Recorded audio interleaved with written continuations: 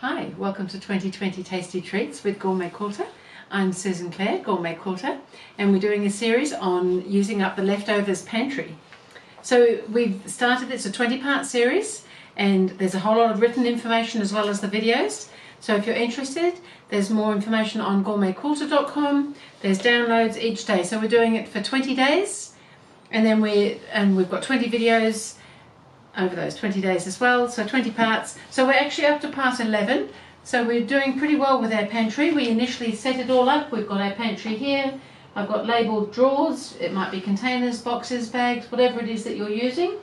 They're labelled with different sizes. I've got different size strips and squares and rectangles in there, and we've gone through and we've cut lots of pieces and we've made some units. So this time we're going to start using some of those units. So we made a unit 1, which was a 4-patch using some of the squares from the pantry. So it's as simple as that. So what can we do with that? Well, there's a whole lot of things that I can think of, and I'm quite sure you'll think of a few more. So we're just going to use the 4-patch unit 1 and some squares of the same size. So in the case of where I am, I've got squares the same size as my 4-patch unit is. So it could be any size. They can be much larger ones. You could have some squares of this size if you happen to have a whole lot of squares that size, or whatever it is. You might prefer to just work small, or you've got a whole lot of small pieces, so they might be this size. However, today I'm showing you this size.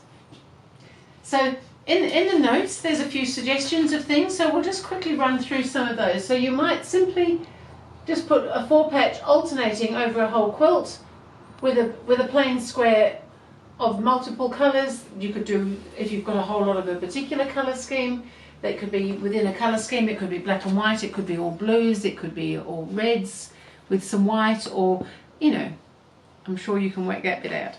So that would be one option. It's just the 4-patch and a square, or you might join those together to actually make a block that I have got up there.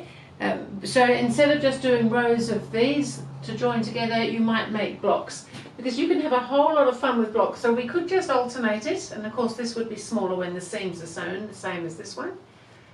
You could just alternate to have that, or if you start playing and turning things around with it as a block, as that size, so you need that sort of 4-piece unit now, you start seeing, if you've got lights and darks going on, that you might get a different design. So if we look at something like this second option that I've got in the notes here, it's going to give you some sort of a chain like that if you've got stronger colours going through on the diagonal like that. If you had it round the other way with the lighter colours, it would look different again. So there's a whole lot of different things that you can consider. So when you're putting that particular block together, if you wanted the stronger colour to show through, you wouldn't put, I've got a square to a 4-patch there, you wouldn't put them like that, because this one that's following through ends up being the light one. So it's just worth noting that you do need to keep an eye on which way you join these together, so that you get that stronger colour flow going through, if that's what you're looking for.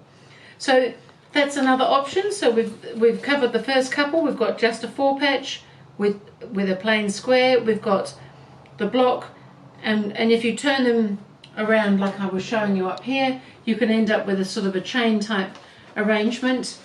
There's more you can do with this block.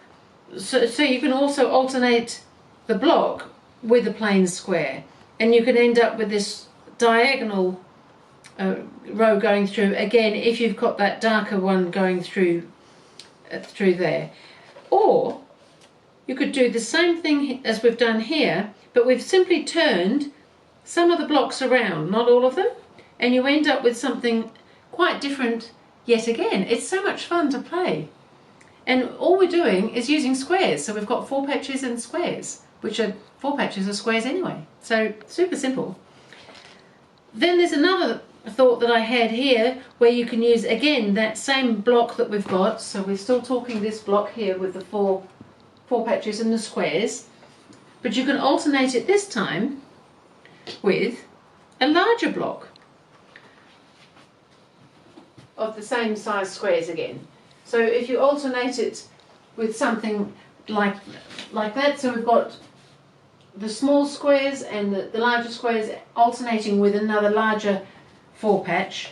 You can end up with something different again. And of course, with all the colours that you're using, that's all going to make a big difference as well. You might, as I said, have a whole colourway that you're using and you'll get it sort of merging through, which will be really nice. You might use really strong colours, as I'm doing. And again, so this is why we made units, because individually the units are so useful to do different things with.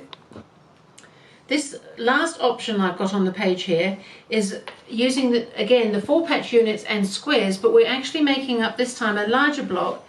Well, larger because of the overall size, but it's more like a 9 patch when it's together. So it's a 9 patch including 4 patches. Oh, we're getting a little technical now. But again, if you made a whole heap of those, because this is all that you can use, all your sort of leftovers and colours, again, you can get this chain thing coming through, so you can have the stronger colours coming through and your lighter colours, or whatever it is that you choose. And again, if you alternate that with a large square, now that's quite large, possibly not necessarily a leftover, but it doesn't have to all be leftovers, or you might find you've got some large pieces from another quilt, or you might have a particular themed fabric that you want to use, but you can put something alternating. So your themed fabric could be your large plain, or effectively plain square, not pieced. So that's another option. So there's just so many options, and all we've done is work on 4 patches in squares. Now how amazing is that?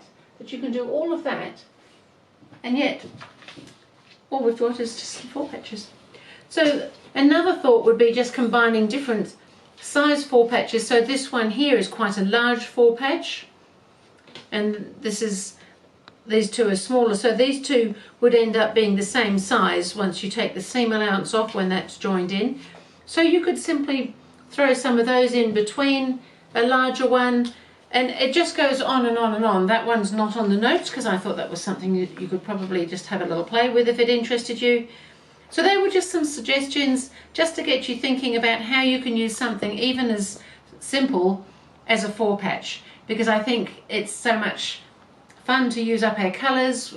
You're going to get a lot of random things going on if you're using leftovers. You might use a broad spectrum of colours when you're normally working, or you may have a preference for certain types of colour, in which case all your colours are going to go together, or they might be just contrasting and jumping out at each other and having a wonderful party.